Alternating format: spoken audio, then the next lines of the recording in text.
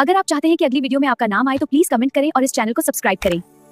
महल के अंदर एक कमरे में दो छोटी राजकुमारियां अपनी मां के बिस्तर के पास बैठी थीं।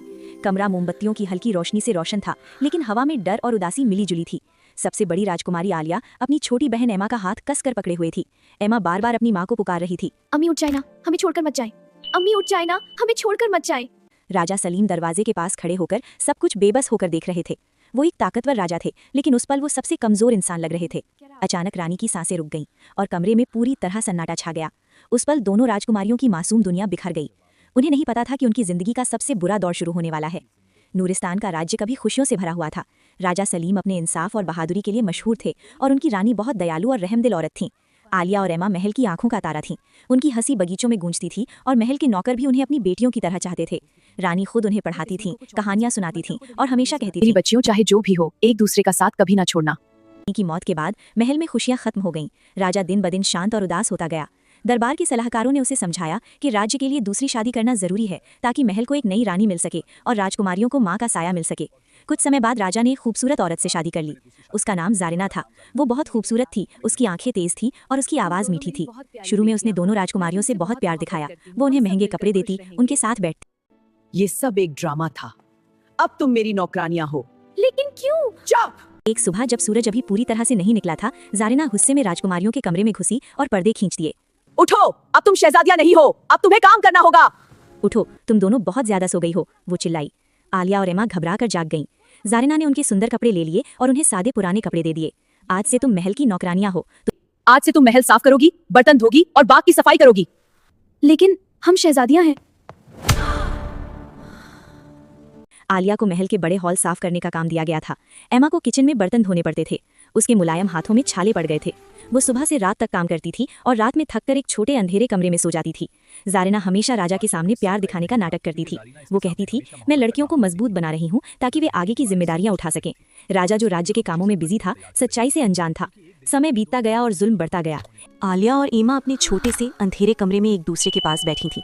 एमा की आंखों में डर था, जबकि आलिया के दिल में एक अजीब सी बेचैनी थी। उसे लगा कि कुछ बुरा होने वाला है। अचानक दरवाजा जोर से खुला और जारिना अंदर आई। उसके चेहरे पर वही ठंडी मुस्कान थी जो हमेशा मुसीबत का इशारा करती थी। उसके पीछे महल के 2 गार्ड खड़े थे। जारिना ने सख्ती से कहा, तुम दोनों अभी मेरे साथ आओ, बादशाह ने तुम्हारे लिए खास हुक्म दिया है। अबू जान ने इस वक्त? रानी से पूछा, लेकिन जारिना ने कोई जवाब नहीं दिया। उसकी आंखों में एक अजीब सी चमक थी, जैसे वो किसी सीक्रेट जीत से खुश हो। गार्ड दोनों राजकुमारियों को महल के पिछले दरवाजे से बाहर ले गए। बाहर एक काला रथ खड़ा था, जिसे 4 काले घोड़े खींच रहे थे। रात का अंधेरा हर जगह फैल गया था और चांद आसमान में बादलों के पीछे छिप गया था। आलिया ने आखिरी बार महल को देखा। ये वो जगह थी जहां वो पैदा हुई थी, जहां उसकी मां ने उसे अपनी बाहों में लिया था, और आज उसे इसी जगह से ले जाया जा रहा था। रथ चल पड़ा और धीरे धीरे महल नजरों से ओझल हो गया। लंबे सफर के बाद रथ एक घने और डरावने जंगल के किनारे रुका। पेड़ इतने ऊंचे थे कि आसमान दिखाई नहीं दे रहा था। हवा में एक अजीब सी ठंडक थी और हर तरफ सन्नाटा था। जारिना रथ से उतरी और दोनों राजकुमारियों के सामने खड़ी हो गई। यही तुम्हारा नया घर है। एमा डर से कांपने लगी। हमने क्या गलत किया है? बुराहे करम हमें वापस ले चले। जारिना हंसी, लेकिन उसकी हंसी में कोई खुशी नहीं थी। तुम दोनों की गलती सिर्फ ये है कि तुम जिंदा हो। जब तक तुम जिंदा हो, मेरा तख्त महफूज नहीं है। ये कहकर उसने गार्ड्स को इशारा किया और वो तुरंत रथ में वापस बैठ गई। कुछ ही पलों में रथ अंधेरे में गायब हो गया और दोनों राजकुमारियां अकेली रह गईं। एमा रोने लगी। अब हम क्या करेंगे? अम्मी जान ने कहा था, हमें कभी हिम्मत नहीं हारनी चाहिए। हम साथ हैं और हम जिंदा रहेंगे। वे जंगल के अंदर चलने लगे। हर जगह से अजीब आवाजें आ रही थीं। कभी झाड़ियों में कुछ हिलता तो कभी दूर से किसी जानवर की आवाज सुनाई देती। एमा ने आलिया का हाथ कसकर पकड़ा हुआ था। काफी देर चलने के बाद उन्हें दूर एक हल्की रोशनी दिखाई दी। देखो, एमा ने धीरे से कहा। रोशनी एक छोटी सी झोपड़ी से आ रही थी। दोनों सावधानी से उसके पास गए। दरवाजा आधा खुला था। अंदर एक बूढ़ी औरत थी, जिसके बाल सफेद थे और आंखें चमक रही थी। वो ऐसी लग रही थी जैसे वो उन्हें पहले से जानती हो। आखिर तुम आ ही गई न। आप हमें जानती हैं? बूढ़ी औरत ने धीरे से सिर हिलाया। मुझे सब पता है। तुम्हारी माँ एक दयालु रानी थी और उन्होंने अपनी बेटियों की रक्षा के लिए कुछ छोड़ा था। उसने एक छोटा चमकता हुआ लॉकेट निकाला। ये तुम्हारी माँ की निशानी है। इसमें जादू है। जब भी तुम सच्चे दिल से मदद मांगोगी, ये तुम्हें रास्ता दिखाएगा। आलिया ने कांपते हाथों से लॉकेट लिया। जैसे ही उसने उसे छुआ, उसके शरीर में एक गर्म रोशनी फैल गई। उसे लगा जैसे उसकी माँ उसके पास है। असल ताकत तुम्हारे दिल में है। एक दिन तुम्हें अपना हक वापस लेना होगा। अचानक हवा तेज होने लगी और झोपड़ी की रोशनी धीमी होने लगी। आलिया ने पलकें झपकाईं और जब उसने दोबारा देखा तो बूढ़ी औरत जा चुकी थी। सिर्फ लॉकेट बचा था, जो अभी भी चमक रहा था। उसी पल महल में जारिना अपने कमरे में खड़ी थी, एक जादुई शीशे में देख रही थी। अब बताओ, इस सल्तनत में सबसे ताकतवर कौन है? आईना एक पल के लिए चुप रहा, फिर एक ठंडी आवाज सुनाई दी। वो नहीं जिसे तुम समझती हो। असल वारिद अभी जिंदा है। जारिना का चेहरा डर से गुस्से में बदल गया। नामुमकिन! लेकिन आईना चुप हो गया था और उस पल उसे एहसास हुआ कि कहानी अभी खत्म नहीं हुई है तो जारी रहेगा। जंगल में उस रहस्यमयी रात के बाद आलिया और एम्मा की जिंदगी हमेशा के लिए बदल गई। वे अब कमजोर और लाचार राजकुमारियां नहीं थीं, बल्कि उनके अंदर एक नई हिम्मत और एक नया मकसद पैदा हो गया था। आलिया ने पेंडेंट को अपने हाथ में कसकर पकड़ रखा था। उसकी हल्की सुनहरी रोशनी अंधेरे जंगल में उनकी एकमात्र उम्मीद बन गई थी। जैसे जैसे वो आगे बढ़ती, पेंडेंट की रोशनी कभी तेज होती तो कभी धीमी, मानो वो खुद उन्हें रास्ता दिखा रही हो। एम्मा अभी भी डरी हुई थी, लेकिन आलिया की मौजूदगी ने उसे हिम्मत दी। हम कहाँ जा रहे हैं? एम्मा ने धीमी आवाज में पूछा। आलिया ने आसमान की तरफ देखा, जहां पेड़ों के बीच एक छोटा सा चांद दिखाई दे रहा था। हम अपने हक की तरफ जा रहे हैं, उसने कॉन्फिडेंस से कहा, हालांकि उसके दिल में कई सवाल भी थे। कई दिन और रात बीत गए। दोनों बहनों ने जंगल में रहना सीख लिया। उन्होंने पेड़ों के फल खाए, साफ झरनों से पानी पिया और एक दूसरे का ख्याल रखा। हर रात आलिया पेंडेंट को देखती और अपनी माँ को याद करती।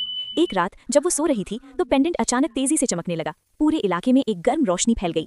आलिया की आंखें खुली और उसने देखा कि एक जानी पहचानी परछाई उसके सामने धीमी रोशनी में खड़ी है। वो उसकी माँ थी। रानी की आत्मा उसके सामने थी। एम्मा भी जाग गई और हैरानी से देखने लगी। अम्मी जान। आलिया की आंखों से आंसू बहने लगे। रानी की आत्मा ने धीमी आवाज में कहा, मेरी बहादुर बेटी, तुमने बहुत दुख सहे हैं, मगर अब वक्त आ गया है कि तुम अपना हक वापस लो। तुम उस सल्तनत की असल वारिस हो। तुम्हारे दिल की ताकत ही तुम्हारी सबसे बड़ी ताकत है। तुम कभी अकेली नहीं हो। सच्चाई हमेशा अपने रास्ते खुद बनाती है। कल सुबह तुम्हें अपना रास्ता मिल जाएगा। ये कहते हुए रोशनी धीरे धीरे गायब हो गई, लेकिन आलिया के दिल में एक नई ताकत पैदा हो गई थी। अगली सुबह जब सूरज की पहली किरणें जंगल पर पड़ी तो अचानक घोड़ों की आवाज सुनाई दी। दोनों बहनें चौंक गईं। कुछ ही पलों में शाही सैनिकों की एक टुकड़ी उनके सामने आ खड़ी हुई। उनके साथ एक बूढ़ा मंत्री था जो कभी उनके पिता का सबसे वफादार सलाहकार था। शहजादी आलिया, शहजादी ईमा, हम आपको हर जगह तलाश कर रहे थे। आलिया हैरान रह गई। आपको कैसे मालूम हुआ कि हम यहाँ हैं? ये शाही लॉकेट सिर्फ हकीकी वारिस के पास होता है। जब ये दोबारा चमका, हमें मालूम हो गया कि आप जिंदा हैं। इस बीच महल में जारिना अपने कमरे में बेचैनी से टहल रही थी। जादुई आईना चुप था, लेकिन उसके दिल में डर बढ़ रहा था। अचानक महल के दरवाजे खुले और सैनिक अंदर आए। उनके पीछे आलिया और एम्मा खड़ी थीं। जारिना का चेहरा सफेद पड़ गया। ये नामुमकिन है। ये मुमकिन है, क्योंकि सच्चाई को कभी खत्म नहीं किया जा सकता। उसी समय राजा सलीम भी दरबार में आए। जब उन्होंने अपनी बेटियों को देखा, मेरी बेटियों, मैंने तुम्हें हर जगह तलाश किया। उन्होंने उन्हें गले लगा लिया। फिर उनकी नजर जारिना पर पड़ी। ये सब क्या है? ऐ बादशाह, जारिना ने धोखा दिया, शहजादियों को जंगल में छोड़ दिया और तख्त पर कब्जा करने की कोशिश की। राजा का चेहरा गुस्से से लाल हो गया। जारिना, तुमने न सिर्फ मेरी बेटियों के साथ जुल्म किया, बल्कि सल्तनत के साथ भी गद्दारी की। जारिना पीछे हटने लगी। नहीं, मैंने ये सब अपने लिए किया। मुझे ताकत चाहिए थी। लेकिन अब बहुत देर हो चुकी थी। उसी पल जादुई आईना अपने आप चमकने लगा और एक जोरदार आवाज सुनाई दी। लालच और जलन हमेशा बर्बादी लाते हैं। अचानक आईने में एक तेज रोशनी दिखाई दी और जारिना चीख पड़ी। रोशनी इतनी तेज थी कि सबको अपनी आंखें बंद करनी पड़ी। जब रोशनी गायब हुई तो जारिना गायब हो गई थी। किसी को नहीं पता था कि वो कहाँ गई थी, लेकिन वो हमेशा के लिए चली गई थी। महल में फिर से खुशियां लौट आईं। राजा ने आलिया को राज्य का वारिस घोषित किया। लोग उसकी बहादुरी और सच्चाई से इम्प्रेस हुए। एम्मा हमेशा उसके साथ रहती थी और दोनों बहनें पहले से कहीं ज्यादा मजबूत हो गई थीं। एक दिन आलिया महल की बालकनी में खड़ी थी, आसमान की ओर देख रही थी। उसने पेंडेंट अपने हाथ में पकड़ा हुआ था। अब उसे पता था उसकी माँ हमेशा उसके साथ थी। हवा धीरे धीरे बह रही थी, जैसे फुसफुसा रही हो। और आखिरकार दो मासूम राजकुमारियों की कहानी जो कभी जुल्म की शिकार थीं, एक दमदार और हैप्पी एंडिंग पर पहुंची।